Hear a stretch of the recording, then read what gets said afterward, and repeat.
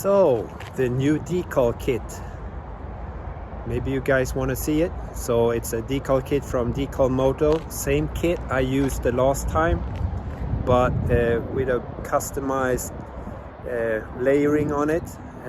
So it's like a combine with my old kit and then the desert kit they have. So it has the same kind of desert pattern behind the normal graphics. So let's look at it. So here it is. You can see it's the same color scheme.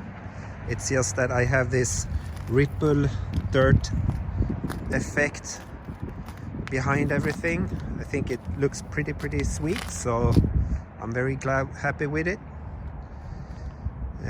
I had to trim the decals for the perfect fairings, one-piece front fairing, because it doesn't fit. But it was just, you know, lowering it down a bit and then trimming it along this edge. Same with the side stickers and so on.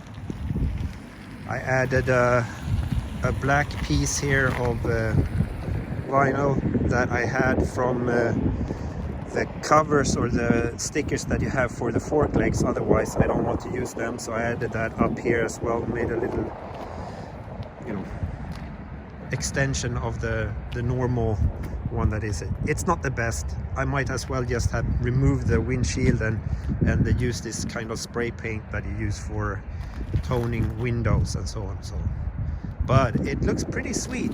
I also added the numbers.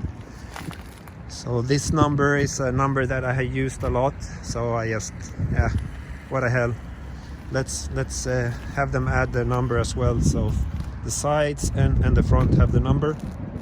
Otherwise it's a standard decal kit from DecalMoto with the GPmucci skid plate addition to it, which they have I think one kit that has that in several different colors.